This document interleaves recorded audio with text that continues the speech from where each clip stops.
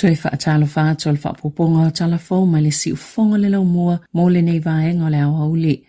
Na tala no le pale mia tui o sinave maulu moto o tua Christopher Luxon ma le pale mia o Beretania. Sir Keir Starmer i le pole a solo le whaatatawine mata upu ese pe o le taua i Iran. Whaapia ma le taua Ukraine ai maisa le taua le soifuanga. Na tala no ina a fianga tau tupe o loo a fiele langi. Whaapia ai ngai Beretania ma New Zealand. Whaatase ma le tau o le sailingo se awale fofoa ia whaafitauli. E au fiele whaapa ua le taua le soifuanga. Sa whaafitaia Starmer le fionga ya tui o sinave maulum to'otua i le langolango maalosia New Zealand le ngata mole a oa onga o fitafita Ukraine i lalo le polokalami o le Operation Interflex ai whaapia i matau mawhainga Ukraine ina ia maua se file mu ma le whai mea tonu. Wa toi whaataatia esel ministawa o ngā Erica Stanford ni fuafuanga whaanatinati i tuutuunga fōu i tamaiti e whaia lātou lava o ngai tutono lātou ainga o na sa whaisi malosi o le tetee o ea a fia i a suinga.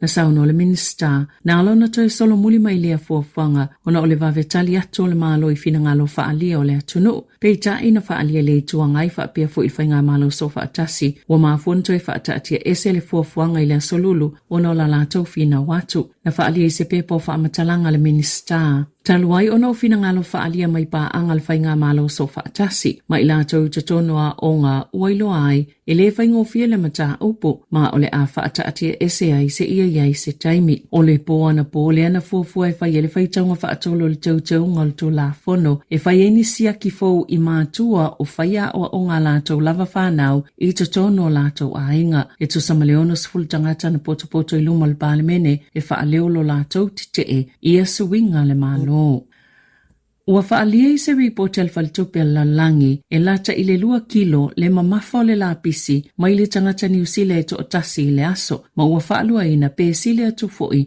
na ilo le mamafa maasani i le lalolangi. Na saunua Liam Prince o le The Rubbish Strip. Wa whailava si pa ui tua New Zealand le tu tau le whaititinga o la pisi. E titi lava ni suinga na whaia New Zealand whaalile ia le whaafitauli. Ai le se suinga o maua mai ai. O atunu ui e pito sile o na tele le whaonganga o pa o mauna po plastics. E ta itasi teime mwhaina whaonga ai nai. O atunu ui e maua lulunga tupe maua e pe o New Zealand, Kanata, Male United States. Na sauno Prince o New Zealand o se tasi o tunu bitu silo na leanga i le tele o tau mawhalafua ai. E ui o se tasi le neo whaafita au li tele i le lalolangi. Olo na ia talu tununga e te tau na iei se whianga inga whaafao malo e whaamuta i le tele o leo tau ta mai pa o mauna po o plastics.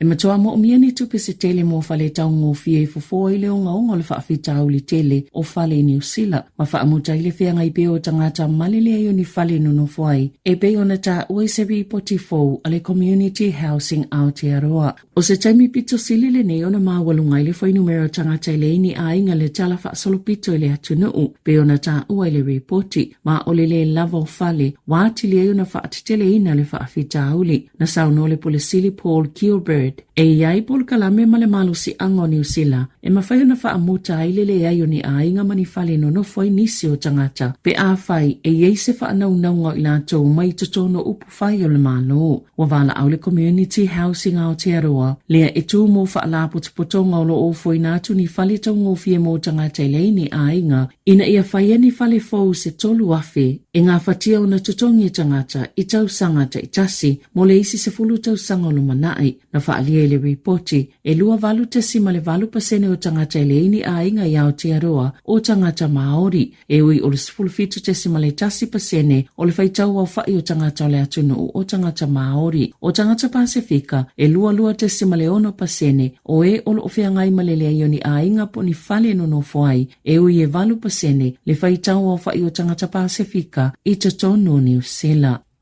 Wa ave se ale matanga luenga si o manga tasi e malitu la fono. Ma ua muta i fo ile au nanga. Talu mai le fa se fulu tau sanga na amata whaanga lue ina ai. Na pasi e le pale mene i le poa na po. O le a whaatuina se matanga luenga fo. Mo a ai si o manga i tō malo ma whela o inga po le M-Search. Na sauno le minister si o manga Nicola Craig. O le a whaambau pia tiu te mole si o manga i lalo le whaatu langa nga fo. Ai o le pili po le tō la fono fo. Walo e ona tu watu tiu te whaatu la fono ina e te tauna whaatino ele matanga luenga mole si umanga ile whailau tusi. O le pule po le ofisa silo le M-Search po le matanga luenga fou o la whaatino ina tiu te o le whailau tusi mole si umanga. Na whaalia le vayanga whaupwhai ele green. O whaamausa li mai e ile whainga malo so whaatasi o se whainga malo pito sili le ona te te ile si umanga ile tala whaasolo pito ni usila.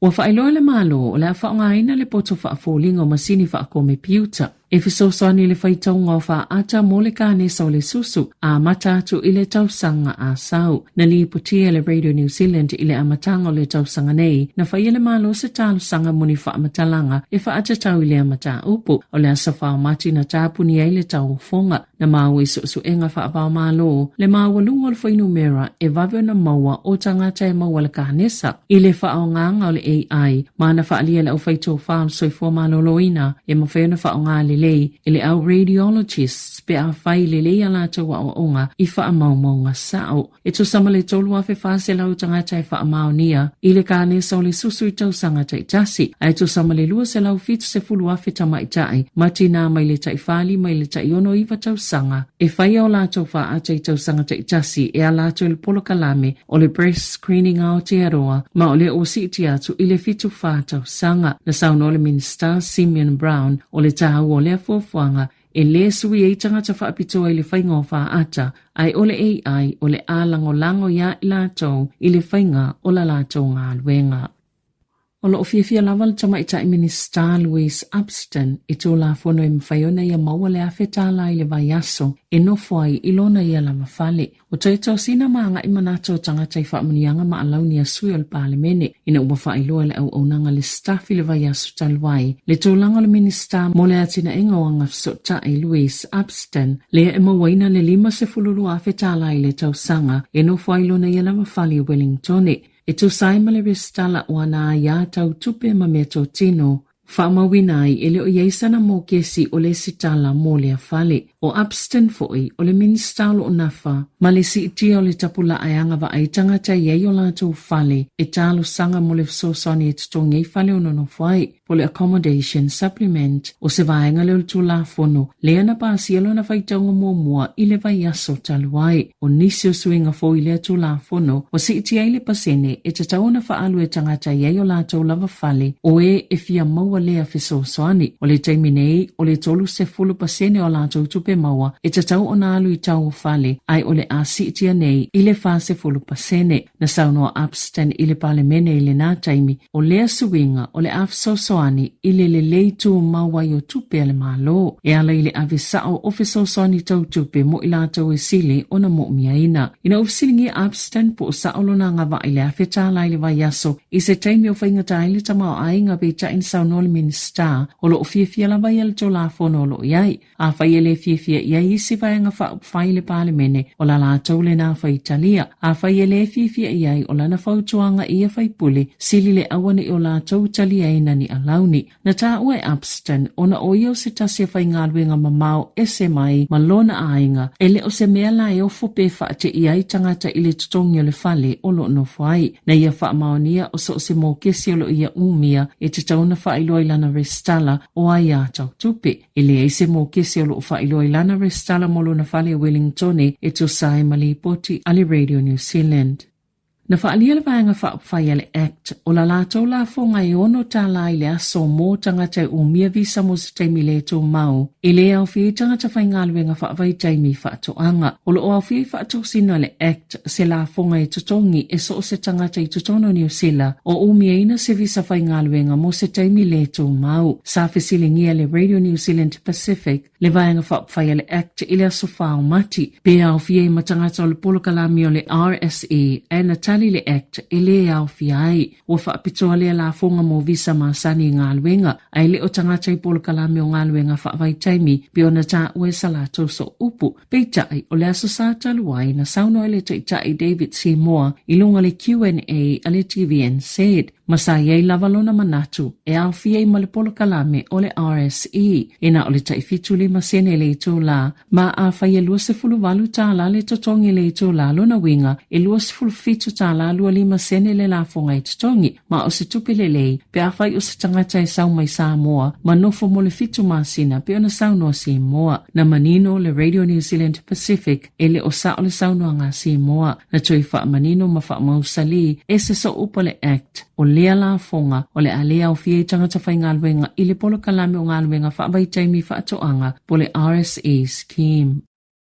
E alonga wa whailole minista o alonga Mark Mitchell o loo sa ilia le malo se fautuanga I awala toi mo mai le faitau miliona o Tala o loo totoe le itotongina mai se nonga tupe. Lena langlangoina e tupe tangata whaila fonga matu atu le moana Pasifika o le asongfua na tu atu le moana Pasifika I se vaianga fōla tau te wa ia mawhaanga lue I mawaini tupe fsosane totongi ai Tala fo o le vai asofo ua fuafua e te tau na mawaile ulua I le poti a le vaianga ua wa ia le moana Pasifika e ua whamaunia le minista o loo au fia I Tala fua le kalapo se nono ngā tupe 25 miliona Tala mai le Sport New Zealand o se a seta le malo na Sāmoa Mitchell o le taimi nei o loo mata I tumo mo le vai ngā tupe 25 miliona Tala la o whaila fonga lea ele I tutongina na talo sanga I le Sport New Zealand e tu whaatasi ni fautuanga pe ono toi maua le tupe mai le moana Pasifika masai e ioe e ono le mawhaio na toi maua e fōringa mai e luani vaenga e ono mawhaio na whaasawina le kalapu pe ona lipotia le Radio New Zealand e gise whaala potopotonga whaatuma oti e tā ua o le kānaloa rugby le olo o langolangoina e pēna a tinga ma Jerome Kaino o ni tamatu wai o le olo peleki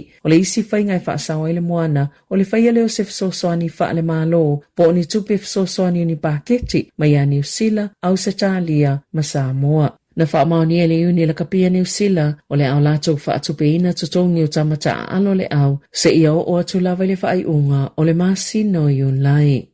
E ui lava na mua tau ai le Maroons e lua se fulu I le ai le Blues I le talonga mua o le lakabiliki le States of Origin I le po na po peitai na le I mawhaio na toe titali le tau mawhai malo si ato le Blues ma o ai whai o le talonga na manu malo I le Blues po o New South Wales e lua se fulu mali lua I le lua se fulu.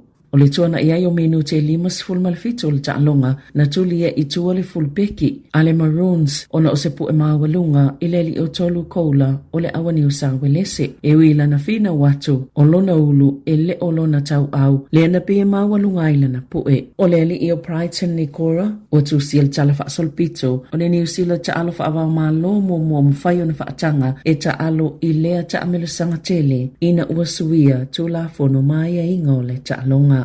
Tala fauia mai le si ufonga le lau mua mo le nei au auli.